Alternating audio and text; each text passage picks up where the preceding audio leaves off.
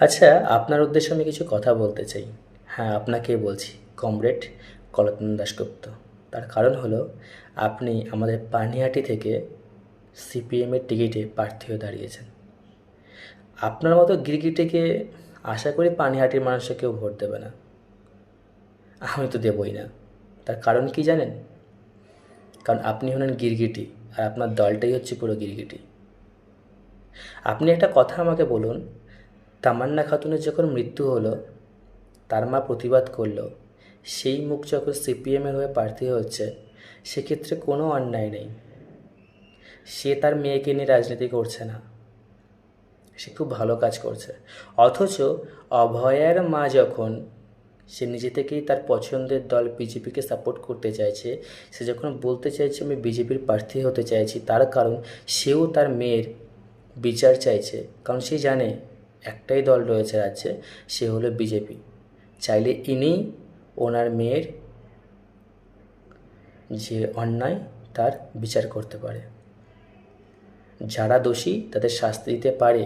কারণ প্রধানমন্ত্রী নরেন্দ্র মোদী ব্রিগেডের সভা থেকে পরিষ্কার বলে গেছে, অভয়ের সঙ্গে যে অন্যায় হয়েছে তার বিচার আমরা করব, তাদের প্রত্যেককে শাস্তি দেব।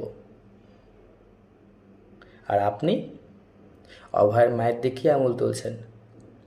উনি ওনার মেয়ের মৃত্যুকে নিয়ে রাজনীতি করছে, তাহলে তামান্নার মা কী করছে? আপনি কি করছেন? আপনি তো চেয়েছিলেন আপনার পাশে আসুক, আপনার সঙ্গে চলুক, আপনাকে সাপোর্ট করুক, আপনার হয়ে প্রচারে আসুক। যখন উনি এলো না আপনার হয়ে প্রচারে, যখন আপনার স্বার্থে ঘা লাগলো, তখন হয়ে গেল উনি খারাপ। লজ্জা করে না আপনার? আপনার বাড়িতে মা বোন নেই? আপনার বোনের সঙ্গে এরকম অন্যায় হলে আপনি কি পারতেন সেটাকে রাজনীতির রূপ দিতে?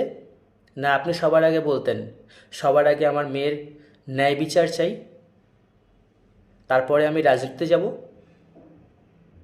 নিজেকে পরিবর্তন করুন, নিজেকে মানুষ বলে পরিচিত দিন, অমানুষ নন। তাই মানুষের মতো পরিচয় দিন। আমরা আপনাকে শ্রদ্ধা করি, ভালোবাসি। তো সেই শ্রদ্ধার জায়গাটাকে অপমানে পরিণত করবেন না, অশ্রদ্ধায় রূপান্তরিত করবেন না। যে সম্মানটা আমরা আপনাকে করি, সেই সম্মানটা সম্মানের জায়গাতেই থাকতে দিন।